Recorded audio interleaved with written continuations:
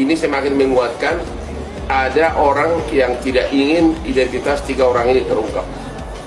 Jadi himbauan kami kepada Bapak Kapolri dan Bapak Kapolda Jabar agar kasus ini dibuka ulang, penyidikannya khusus terhadap 3 tersangka, dan agar diamankan semua BAP dari 8 terpidana ini yang menyatakan bahwa 3 orang pelaku ini yang sudah DPO terlibat. Ini pasti ada pengaruh besar dari oknum aparat di daerah Jawa Barat ini. Ya, karena 8 orang pelaku menyatakan ada 3 lagi pelaku. Tapi kok bisa mereka merubah BAP-nya bersamaan lagi merubahnya? Ada apa? Nanti putus suaranya. ya halo Mas Melmel. Ya, halo. Nanti Mas Melmel bercerita pakai voice note aja ya, berarti ya, dari awal sampai akhir. Oh iya Mas. Oh iya, siap. Tapi saya minta tolong semuanya diceritakan secara sejujur-jujurnya Mas ya. Jangan ada yang disetting, jangan ada yang digimik-gimikin. Apa yang dialami semuanya diceritakan aja Mas. Jangan dikurangi, jangan ditambahin gitu Mas. Iya, siap. Oke, aman Bang ya? Aman Mas, aman. Oke, kita lanjut di chat ya, biar kita saling berkirim voice note ya. Oke Mas, oke, siap. Oke Mas Melmel, terima kasih. Oke, sama-sama Mas. Saya deg-degan banget ini pengen denger voice note-nya ini ya Bang. Kayaknya langsung aja kita denger ya. Kayaknya penonton juga pasti penasaran bagaimana malam kejadian itu. Oke, langsung aja. halo, selamat malam Mas Melmel. Saya Didit dari YouTube channel Jack McPacker. Saya pertama kali ingin menanyakan satu hal dulu nih Mas. Pertanyaan pertama yaitu hubungan apa Mas Melmel dengan kedua korban, yaitu Vina dan Eki, juga Linda. Ya, selamat malam juga Mas. Ini saya dari saksi yang ada di TKP terakhir. Jadi di sini Mas, saya dengan adik Eki dan Vina itu memiliki hubungan yang sangat dekat ya. Tapi di luar daripada geng motor. Karena adik Eki itu seperti adik saya sendiri. Kalau untuk Linda Mas, itu saya dikenalkan oleh Eki dan Vina, karena pada malam kejadian itu si Eki nelpon saya bahwa mau menjemput adik Vina. Kalau untuk kenalnya dengan Mbak Linda, ya udah lama sih Mas, cuma belum pernah yang namanya kita jalan bareng. Yang adanya itu saya dan Eki aja. Jadi ketika Eki punya masalah dengan Vina, Eki cerita dengan saya, curhat. Begitupun dengan Vina, jika dia punya masalah dengan Eki, dia juga curhat sama saya. Jadi ibaratnya itu saya kan paling tertua. Nah, ibarat itu saya paling tertua. Jadi saya kalau ada apa-apa mereka itu, dia itu memberitahu. Oke Mas, bisa diceritakan nggak kronologisnya dari versi Mas Melmel ini pada saat malam kejadian Vina dan Eki di penuh? Jadi di sorenya itu Eki nelpon, Kang ada kegiatan nggak nanti malam? Kalau nggak ada kegiatan, nih aku mau cerita nih, ada masalah dengan Eki, bisa nggak diselesaikan? Tapi saya nggak tahu Mas itu masalah apa. Ya saya pikirkan biasalah anak-anak muda, paling nanti juga teguran lagi. Saya berpikir seperti itu kan. Oh ya sudah dek, nanti malam kita janjian di mana? Saya bilang gitu kan. Ya udah nanti Akang saya telepon lah, dia bilang begitu. Nah setelah itu Mas, malamnya ini sekitar jam 7:30 itu saya telepon ini si Eki, dek, jadi nggak kita ini malam jalan? Kalau kamu mau jalan bawa Pina, ya bawa juga dong Linda. Masa Akang sendiri? Tuh guyonan saya kan mas. Oh iya sudah Kang. Nah, Kang kita janjian tempat biasa. Sekalian nanti kita jemput Pina dan Linda. Ya sudah, oke kita akhirnya meluncur lah. Saya ini kan ketemu lah dengan si Eki ini. Akhirnya sudah ketemu, kita jemput si Pina dan Linda. Kita sempat jalan-jalan ini. Di alun-alun itu sempat jalan muter-muter. Setelah muter-muter itu kami sempat beli apa ini namanya, minuman lah. Ya, Dek, kita beli minuman dulu lah, mampir. Nah, akhirnya kita ini mampir beli minuman. Jadi setelah kami mampir beli minuman itu, di situ Pina sempat gelisah itu. Kang, biar Pina goncengan sama Kang aja lah pulangnya, biar si Linda sama Eki. Tapi mereka berdua kan berdebat. Oh, kenapa begitu? Kan awalnya kita berdua, kata. Nah, itu terus saya bilang, udah nggak usah ribut, sembarang aja yang mana mau ikut. Saya bilang begitu sama si adik Eki kan. Nah dalam itu ada beberapa motor tuh lewat gitu. Dia lewat dan terakin Eki. Nah si Eki ini ngomong, Kang, itu Kang kawan-kawannya si Egi gitu. Tapi saya kan nggak kenal sama si Egi yang mana posisinya saat itu. Jadi nggak apa-apa dek, kita lanjut aja. Nah, itu si Linda ini memang dari awal itu memang sudah ngetik HP terus di atas motor, itu memang sudah ngetik HP terus, entah siapa yang dihubungin. Nah itu ya kita lanjut aja jalan ini. Setelah lanjut jalan ini, pas motor sudah lewat kan, yang tadi tuh saya bilang kawan-kawannya Egi sudah lewat itu, si Egi ngomong, ya nggak apa-apa dek, aman aja. Tuh kami lanjut. Jadi akhirnya nih kami lanjut nih mas, jalan. Rencana schedule-nya kan memang masih mau jalan-jalan ya. Karena berhubung kami sudah jalan itu, kita tuh ngelewatin tongkrongan, kayak nggak salah itu tongkrongan anak motor. Cuma saya nggak tahu lah anak motor dari mana kan, karena kan saya di luar daripada geng motor. Itu si Pina ngomong ke Linda, bilang, Pina, kita pulang aja yuk, udah mau malam juga sudah nih, udah mau jam 11, dia bilang begitu. Ya akhirnya saya bilang, iya tuh Neng, kita pulang. Saya bilang begitu kan. Tuh kita pulang. Di jalan perjalanan pulang ini saya sudah ngomong sama si Eki, Dek, nanti singgah dulu beli bensin ya, soalnya bensinnya Akang mau habis nih. Jadi akhirnya kami singgah nih. Yang singgah itu saya sama Linda. Si Eki sama Pina ini lanjut terus. Loh, saya bilang kenapa itu kok Eki jalan terus? Tak suruh si Linda hubungin si Eki. Saya bilang coba hubungin Eki itu, telepon. Jangan dulu pulang sebelum kita datang. Saya pikirkan sudah mereka ini menuju rumahnya Pina toh. Jadi maksud saya itu nunggu di rumah Pina. Maksud saya kalau memang dia sudah duluan sampai.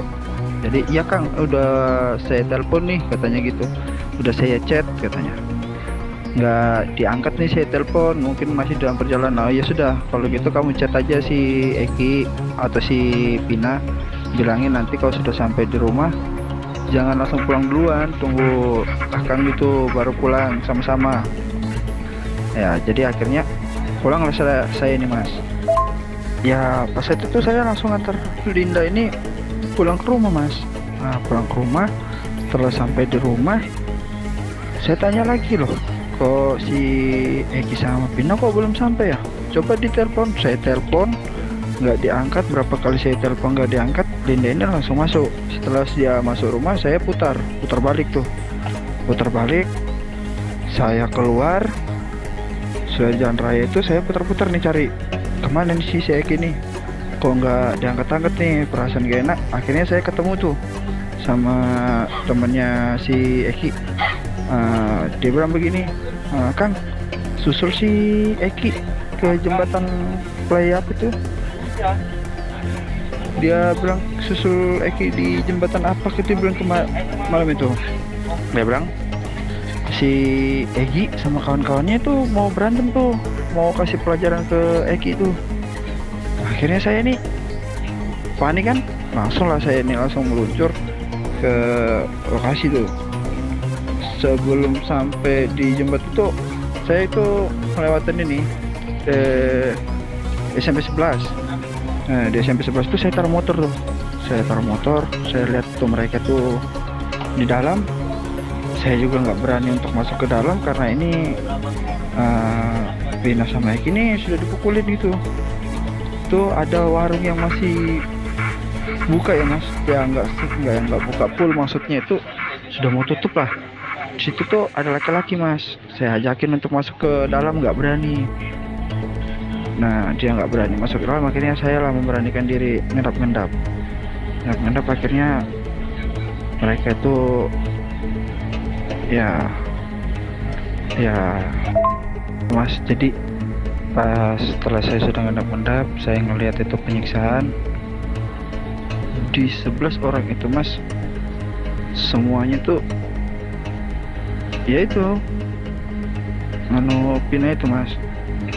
Saya mau maju tapi saya nggak berani, apa nanti saya jadi yang ketiganya, saya begitu kan. Kalau si Eki di lokasi itu juga sudah nggak bisa ditolong. Jadi setelah Pina selesai digituin, mereka bawa ke jembatan itu. Nah di situ mereka taruh Eki dan Vinaya. Setelah mereka pergi tuh, saya ngampirin. Saya sempat tuh megang si pertama tuh, saya megang Eki ya. Di situ memang sepi betul lah mas. Akhirnya saya tuh megang Eki, saya periksa Eki, nggak ada, memang sudah pergerakan. Jadi saya pindah ke Pina. Pina ini kan sudah sebagian bawahnya kan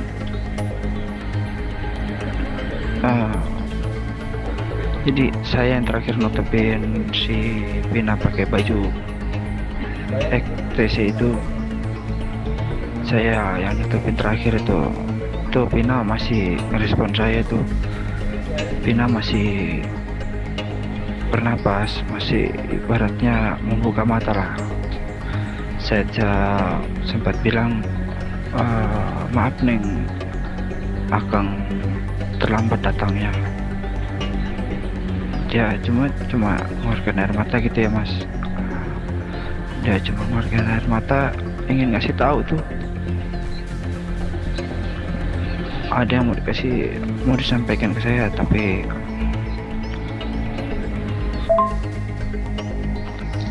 Halo mas, ini saya tanya nih mas, sekali lagi mas, apa benar sejujur-jujurnya mas melihat Vina dan Eki dipukulin dan dilecehkan saat malam itu mas?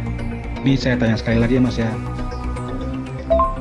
untuk sementara bukan saya tidak berani, cuma untuk melawan mereka itu kita harus pintar.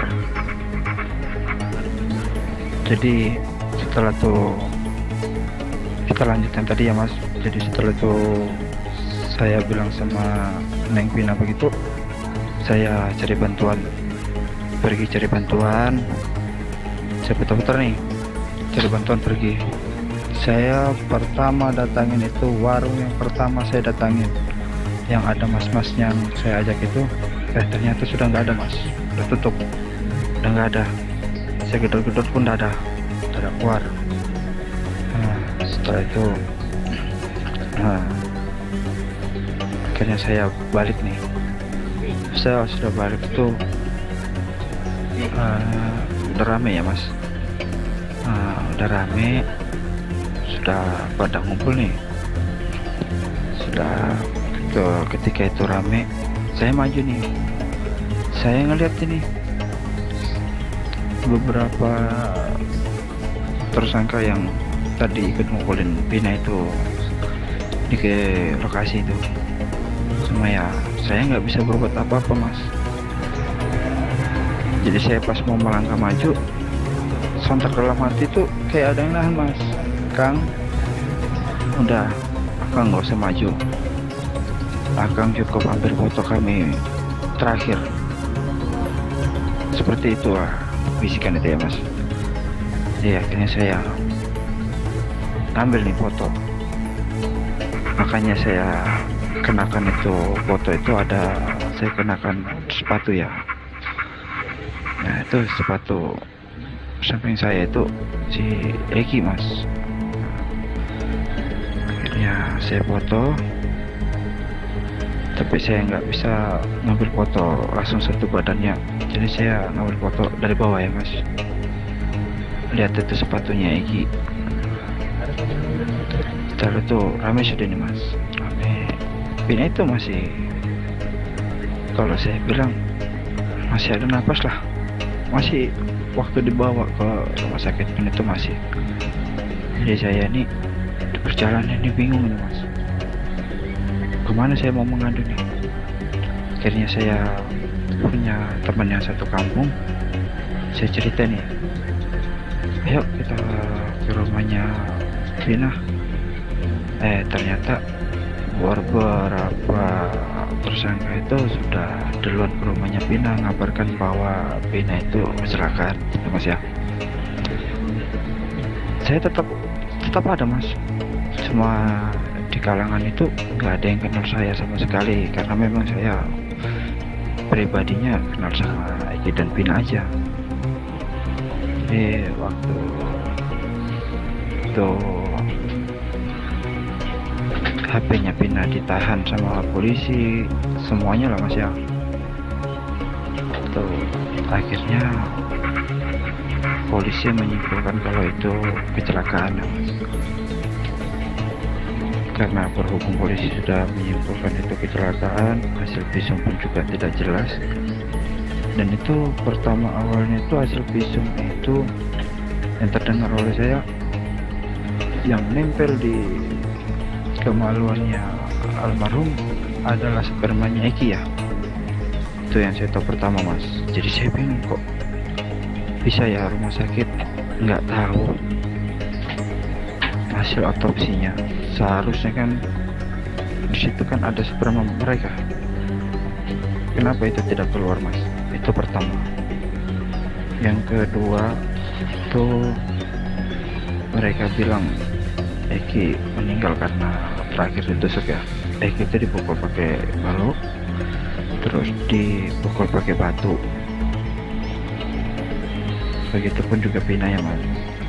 Pina itu disiksa habis-habisan itu. Kalau si Pinanya, kalau Pina disiksa habis-habisan tuh. Jadi saya itu mental saya betul-betul dihajar itu.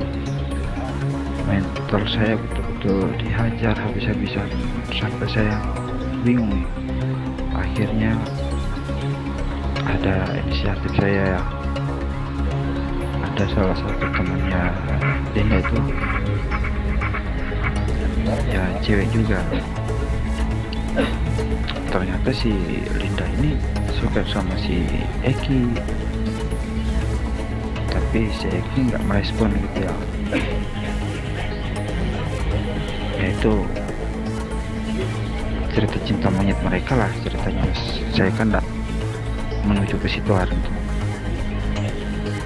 Jadi ada nih teman saya nih, si dia pokoknya adalah nggak usah saya sebut ya, dia ngomong terakhir yang malam itu ngasih tahu ke Egi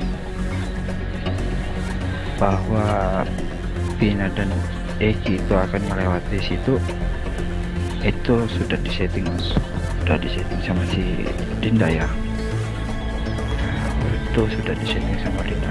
Jadi malam itu si Linda lah yang memberitahu ke Eki bahwa si Pina lagi bersama si Eki. Tuh setelah itu beberapa harinya ya, beberapa hari itu saya menghilang. Di situ Pina menyebutkan 12 orang,